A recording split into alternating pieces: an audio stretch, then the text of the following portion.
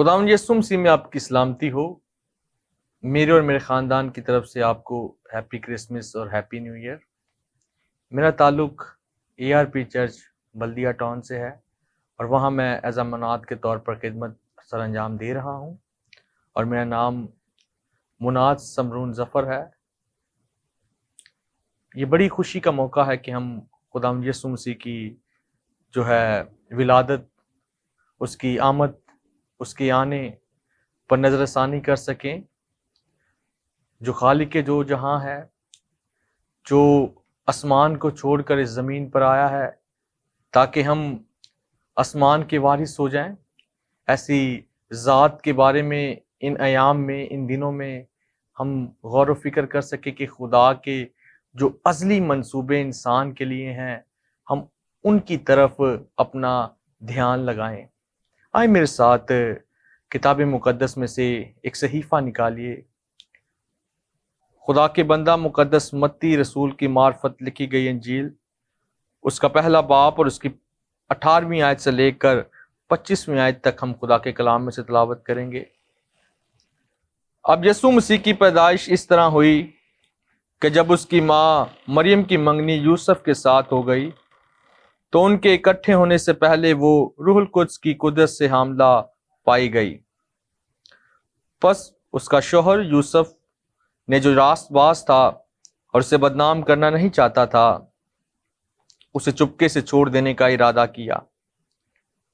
وہ ان باتوں کو سوچ ہی رہا تھا کہ خداوند کے فرشتہ نے اسے خواب میں دکھائی دے کر کہا، اے یوسف ابن داؤد، اپنی بیوی مریم کو اپنے ہاں لے آنے سے نہ ڈر، کیونکہ جو اس کے پیٹ میں ہے وہ روح القدس کی قدرت سے ہے۔ اس کا بیٹا ہوگا اور تو اس کا نام یسوع رکھنا، کیونکہ وہی اپنے لوگوں کو ان کے گناہوں سے نجات دے گا۔ یہ سب کچھ اس لیے ہوا کہ جو خداوند نے نبی کی معرفت کہا تھا وہ پورا ہو گئے۔ دیکھو، ایک کنواری حاملہ ہوگی اور بیٹا جنے گی، اور اس کا نام امانویل رکھیں گے، جس کا ترجمہ ہے خداوند ہمارے ساتھ۔ پس یوسف نے نیند سے جاگ کر ویسا ہی کیا جیسا خداوند کے فرشتہ نے اسے حکم دیا تھا، اور اپنی بیوی کو اپنے ہاں لے آیا، اور اس کو نہ جانا جب تک اس کے بیٹا نہ ہوا، اور اس کا نام یسوع رکھا۔ خدا کے کلام کے پڑھے سنے جانے پر خدا کی برکت ہو۔ آئے عزیزے، اپنے سروں کو جھکائیں اور دعا مانگیں۔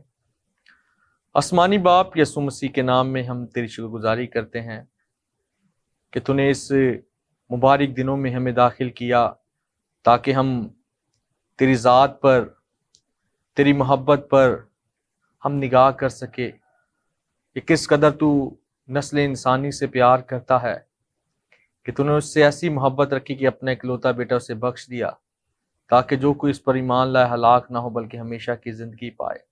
تیری محبت کے لیے ہم شکر کرتے ہیں، اور اس محبت میں ہمیں بھی بڑھنے کا فضل بخش۔ آج جو صحیفہ تیرے کلام میں سے تلاوت کیا گیا ہے، اس کی الہی سمجھ بوجھ ہمیں بخش دے تاکہ ہم اسے سمجھ کر اور تیرے قریب آ جانے والے ہوں، یسوع مسیح کے نام میں آمین۔ یہ بڑا مشہور حوالہ ہے اور بچپن سے ہر ایک مسیحی اس بات سے واقف ہے۔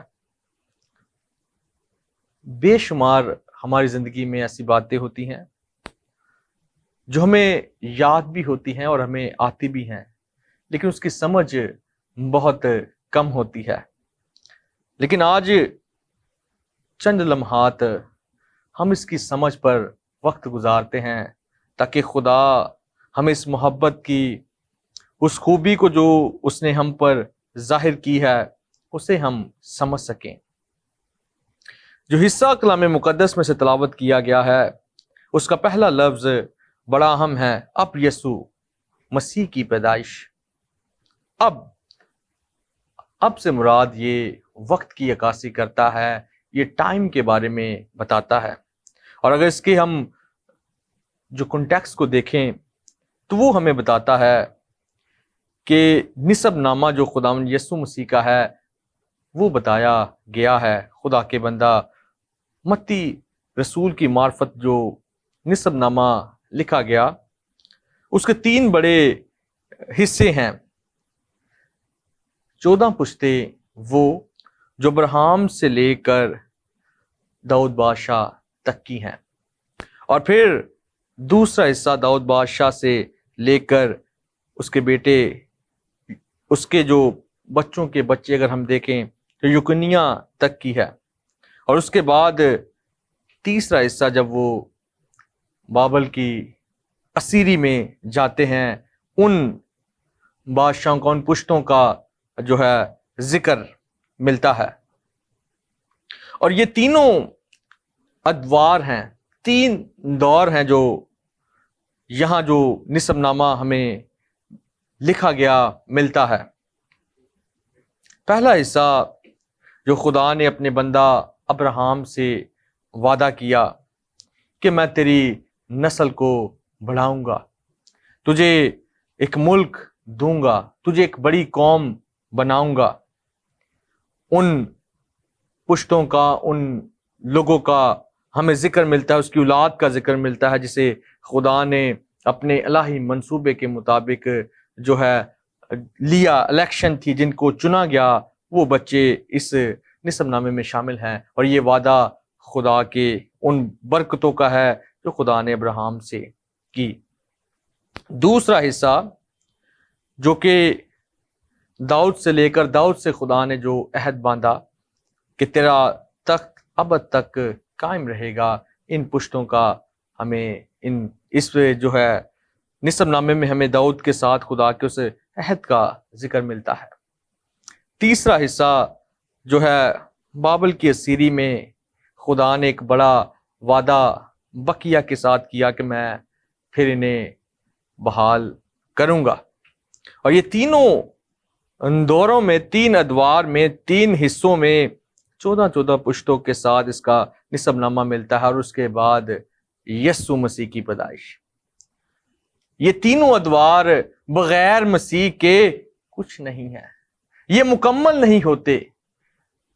جو برکت کا وعدہ ہے ابراہیم کے ساتھ، وہ تمام برکت یسوع مسیح کے وسیلہ سے انہیں حاصل ہوتی ہے۔ اور داؤد کا تخت، خدا کا فرشتہ مقدسہ مریم پر ظاہر ہو کر یہ بات بتاتا ہے کہ خدا سے اس کے باپ داؤد کا تخت کی جو بادشاہت ہے وہ بھی اب یسوع مسیح سے ہے۔ یسوع مسیح کے بغیر نہ داؤد کی بادشاہت قائم رہتی ہے، اور نہ یسوع مسیح کے بغیر جو وعدے کی سرزمین ہے، جو برکتیں ہیں، وہ ابراہیم کی یسوع مسیح کے بغیر مکمل نہیں ہے۔ اور تیسری اور بقیہ کا جو بحالی کا وعدہ ہے، اس کی بھی جو امید ہے وہ خداوند یسوع مسیح سے جڑی ہے۔ یہ تینوں ادوار جس کا انتظار کر رہے ہیں وہ ذات اب یسوع مسیح کی پیدائش اس طرح ہوئی۔ پہلا حصہ جس پر ہمیں رکنا ہے، جس پر ہم نے غور کرنا ہے، وہ یہ ہے کہ یسوع مسیح ہے کون؟ ابتدائی کلیسیا کے بعد جب لوگ مسیحت میں شامل ہوئے اور 7 جو کونسلز ہوئی ہیں چرچ کے اندر، ان میں سب سے جو مشکل بات لوگوں کے لیے سمجھنے کے لیے رہی ہے چرچ کے لیے، وہ یسوع مسیح کی ذات ہے کہ یسوع مسیح کون ہے۔ یسوع مسیح کی ڈیول نیچر پر بے شمار سوال رہے ہیں۔ وہ کیسے خدا اور انسان یکدم رہ سکتا ہے؟ یہ تینوں ادوار جو ہیں، یہ تینوں دور ہیں، یہ شخص کے ساتھ جڑے ہیں۔ ان ساروں کی امیدیں اب یسوع کے ساتھ جڑی ہیں، اور تمام دنیا کے دکھیوں کے، پریشان لوگوں کے جو امیدیں ہیں وہ بھی یسوع مسیح کے ساتھ جڑی ہیں۔ اب اس کی پیدائش ہوئی ہے۔ جو پیدا ہونے والا ہے، جو پیدائش کرنے والا ہے، اسے جاننا ضروری ہے، کیونکہ یہ ہماری امیدوں کا سرچشمہ ہے۔ ہماری ساری نظر، جو چیز ہم انسان چاہتا ہے، انسان کی بیماریاں، پریشانییں، گناہ، خدا سے دوری، ان تمام چیزوں سے خلاصی جو ہے وہ خداوند یسوع مسیح کے ساتھ جڑی ہے۔ اب اس کی پیدائش ہوئی ہے۔ بادشاہت کا تخت یہودیوں کا اب اس کے ساتھ جڑا ہے۔ ابراہم کی نسل کی برکت اس کے ساتھ جڑی ہے۔ بقیہ کا بحال ہونا اس کے ساتھ جڑا ہے۔ یہ کون ہے؟ اس کی ذات کون؟ یہ کون سی ذات ہے؟ بائبل مقدس میں خدا کا بندہ یوحنا عارف اس بات کو بیان کرتا ہے، ابتدا میں کلام تھا، کلام خدا کے ساتھ تھا اور کلام خدا تھا۔ یہ یسوع جو پیدا ہونے والا ہے، یہ ابتدا میں خدا کے ساتھ تھا۔ اسی کے وسیلہ سے وہ بتاتا ہے تمام چیزیں بنائی گئیں، اسی کے وسیلہ سے سب وجود رکھتے ہیں۔ پیدائش کس کی ہوئی ہے؟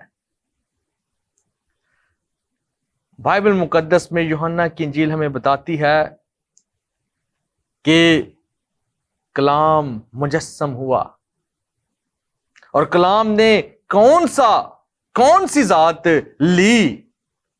کلمت اللہ نے انسانی ذات، اور اس انسانی ذات میں اس کی پیدائش اس طرح ہوئی کہ مریم کی منگنی یوسف کے ساتھ ہو گئی۔ ان کے اکٹھے ہونے سے پہلے وہ روح القدس کی قدرت سے حاملہ پائی گئی۔ وہ کلمت اللہ جو کریٹر ہے، جو بنانے والا ہے، جو خالق ہے، اسے کتاب مقدس پیش کرتی ہے۔ وہ کریٹر جو تثلیث کے اکنوم میں خدا کا بیٹا ہے، اس کی پیدائش اس طرح ہوئی کہ مریم کی منگنی سے پہلے کنواری سے خدا کے بھید انسان کی عقل سے باہر ہے۔ یہ مسٹری ہے۔ اگر مریم کی شادی کے بعد اگر یسوع مسیح کی پیدائش ہوتی، ان دونوں کے ملاپ سے پیدا ہوتے، تو خداوند یسوع مسیح انسان تو کامل ہوتے، لیکن خدا نہ رہتے، ان کی ذات میں الہی ذات نہ ہوتی۔ اور اگر خدا تعالیٰ انہیں آسمان پر انسان تیار کر کے زمین پر بھیج دیتے، تو وہ خدا تو رہتے لیکن انسان نہ ہوتے۔ اب مقدسہ مریم کا کنوارا ہونا اس بات کی دلیل ہے کہ خدا بھی وہ رہا اور انسان بھی رہا۔ کامل انسان اور کامل خدا اس دنیا میں آنے والا ہے، اور وہ اس کی پیدائش معجزانہ طور پر خدا کے پاک روح کی قدرت سے ہوئی ہے، بالکل پاکیزگی کے عمل میں، انسانی سوچ سے باہر۔ یہ مسٹری ہے، یہ بھید ہے۔ اور جس طرح معجزانہ طور پر یوسف کی بغیر کسی مداخلت سے یسوع مسیح اس دنیا میں آئے ہیں، اسی طرح مقدسہ مریم کی بھی پیسیو کے طور پر اس سارے معاملے میں مداخلت ہے۔ واقعی سارا خدا کی سپرویژن میں کام ہے۔ وہ الہی ذات، انسانی ذات، دونوں بن کر، دونوں ذاتیں اپنی ایک پرسن میں، یسوع مسیح میں گاڈ مین جو ہے وہ مجسم ہوا ہے۔ وہ انسان بھی رہا اور خدا بھی رہا۔ وہ اس دنیا میں آیا ہے تاکہ انسان کی جو امیدیں ہیں، جن 3 پشتوں کا ذکر ہے، اس کے ساتھ ساتھ تمام نسل انسانی کے لیے وہ بحالی کا کام کرے۔ وہ کیوں آیا ہے؟ وہ کس وجہ سے آیا ہے؟ پہلی بات، آیا کون ہے؟ ہم نے سیکھا، آیا وہ ہے جس نے سب کچھ بنایا ہے۔ آیا وہ ہے جس نے ہر ایک چیز کو اپنی مرضی سے تخلیق کیا ہے۔ الہی ذات آئی ہے، خدا آیا ہے تاکہ وہ انسانوں میں سکونت کرے۔ اس لیے یہ سایہ لکھتا ہے کہ امینویل جو اس کا نام رکھیں گے، اس کا مطلب ہے کہ خدا ہمارے ساتھ ہے، خدا انسانوں کے درمیان رہنے آ گیا ہے۔ انسان بن کر آیا کون ہے؟ خدا کے علاوہ کوئی بقیہ کا بحالی کرنے والا نہیں، خدا کے علاوہ کوئی تخت قائم رکھنے والا نہیں، صرف اور صرف ابدی تخت خدا کا ہی قائم رہ سکتا ہے، اور نسلوں کو، قوموں کو بچانے والی ذات صرف اور صرف خدا کی ہے، اور وہ انسانی ذات کو لے چکا ہے، وہ زمین پر آ گیا ہے، اور اس کی پیدائش موزانہ طور پر ہوئی ہے۔ وہ ایک مسٹری، ایک بھید ہے جو انسانی عقل سے باہر ہے، جس کا تجربہ مقدسہ مریم نے کیا، جس کا تجربہ یوسف نے کیا۔ دوسری بات، وہ الہی ذات اس زمین پر کرنے کیا آئی ہے؟ اس حصے میں لکھا ہے 21ویں آیت، اس کا بیٹا ہوگا اور تو اس کا نام یسوع رکھنا، کیونکہ وہی اپنے لوگوں کو ان کے گناہوں سے نجات دے گا۔ وہ الہی ذات اس زمین پر اس لیے آئی ہے تاکہ وہ انسانی ذات پہن کر، انسانی ذات لے کر، انسانی ذات اپنے ساتھ بن کر انسان اس دنیا میں اس لیے آیا ہے تاکہ وہ نسل انسانی کو گناہ سے نجات دے۔ انسان کے 3 بڑے دشمن رہے ہیں جس پر انسان اپنی طاقت سے غلبہ نہیں پا سکتا۔ ولی آئے، پیغمبر آئے، انبیاء آئے، ان 3 دشمنوں پر کسی نے فتح نہیں پائی۔ اس کے لیے الہی ذات کو انسانی ذات پہننی پڑی زمین پر تاکہ وہ آئے اور ان 3 بڑے دشمنوں کو شکست دینے کے لیے اسے انسان بننا تھا، اسے انسانی جامہ پہننا تھا، اسے تجسم لینا تھا۔ پہلی بات، وہ اس لیے آیا ہے تاکہ گناہ کے اثر کو ختم کر سکے، اس لیے کہ سب نے گناہ کیا اور خدا کے جلال سے محروم ہے۔ کوئی ایسی ذات نہیں، کوئی ایسا شخص نہیں، اگر بائبل مقدس کے مطابق اگر انبیاء کا ذکر کیا جائے تو ہر ایک اپنی اپنی جگہ کمزور رہا ہے، ہر ایک محتاج رہا ہے کہ تاکہ خدا اسے بحال کرے۔ لیکن یسوع مسیح نے کہا، کون ہے جو مجھ پر گناہ ثابت کرے؟ گناہ کے بغیر جو زندگی گزاری، گناہ پر جو فتح پائی ہے، وہ اس گاڈ مین نے پائی ہے۔ وہ الہی ذات نے انسانی جامہ پہن کر گناہ کو شکست دی ہے، گناہ کو ختم کرنے کے لیے، گناہ کے ڈنگ سے انسان کو چھڑانے کے لیے۔ خدا کا بندہ پلوس کہتا ہے کہ گناہ نے انسانوں پر حکومت کی، گناہ کے انڈر انسان رہا، لیکن اس گاڈ مین نے اسے شکست دی ہے، اسے ہرایا ہے، اسے شکست دی ہے۔ پہلی بات، خداوند یسوع مسیح جو انسان بن کر آئے ہیں، انہوں نے پہلا کام جو ہے وہ گناہ کو شکست دی ہے۔ دوسری بات، انسان کے دوسرا بڑا دشمن ابلیس، شیطان، اس کا برمالا تماشا خداوند یسوع مسیح نے بنایا ہے، اسے شکست دی ہے، اور خدا نے پہلے پر کہا ہے، خدا کے گناہ کے بارے میں خداوند یسوع مسیح کہتے ہیں، جس کو خداوند یسوع مسیح اپنے لہو سے پاک کرے، اسے کون گنہگار ٹھہرا سکتا ہے؟ پہلی خلاصی انسان کی اس مسیحا کے ذریعے ہوتی ہے تاکہ وہ خدا سے مل جائے، خدا سے پھر ایک ہو جائے۔ دوسری بات، آج ہر ایک ایماندار کے قدموں میں خداوند یسوع مسیح نے شیطان کو کر دیا ہے تاکہ اس کا برمالا تماشا بنا دے، اس کا برمالا تماشا بنا دے، اسے شکست دی ہے۔ آج ہر ایک ایماندار اسے اختیار کے ساتھ ڈانٹتا اور اپنی قوم میں سے، اپنے لوگوں میں سے دور کرتا ہے۔ تیسری بڑی بات، ہر ایک پر موت نے حکومت کی ہے.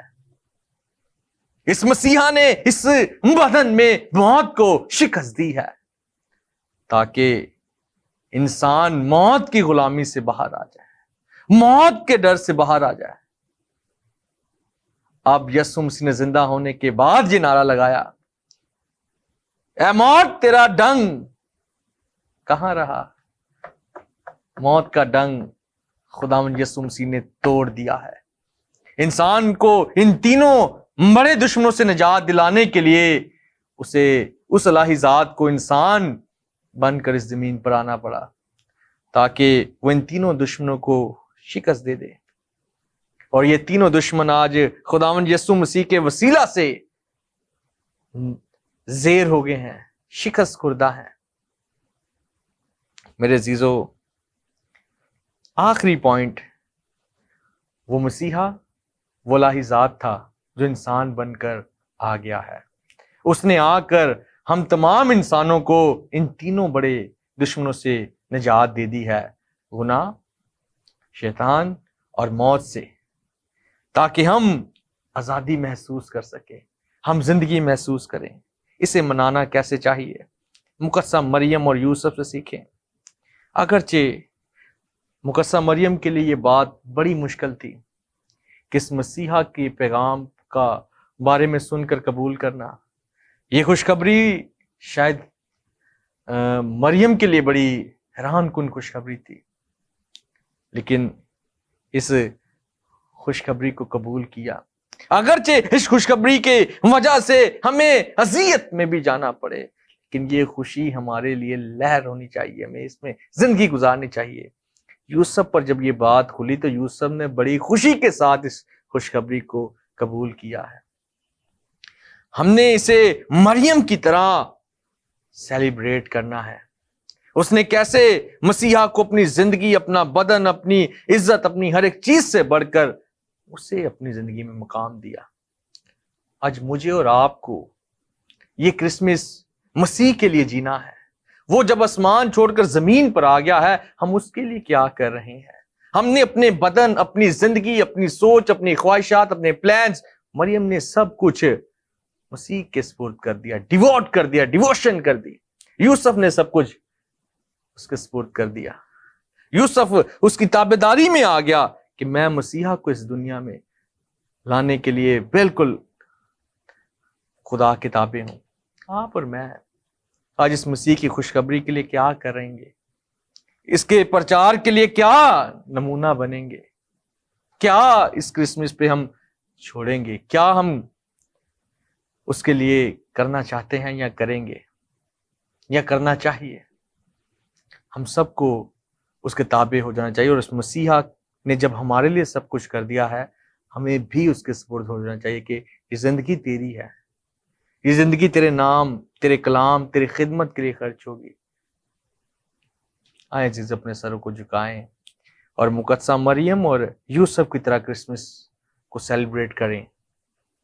جیسے انہوں نے اپنی زندگی میں مسیحا کو جگہ دی، اسی طرح ہم بھی اپنی خواہشات، اپنی ہر ایک چیز سے بڑھ کر مسیح کو اپنا بدن، اپنی ہر ایک چیز دے دیں. آئے اپنے سروں کو جھکائیں اور دعا مانگیں. خدا باپ، یسوع مسیح کے نام میں یہ کرسمس ہمیں تیرے بیٹے کی تابعداری میں، تیرے بیٹے کی خدمت میں گزارنے کا فضل بخش. یسوع مسیح کے نام میں آمین.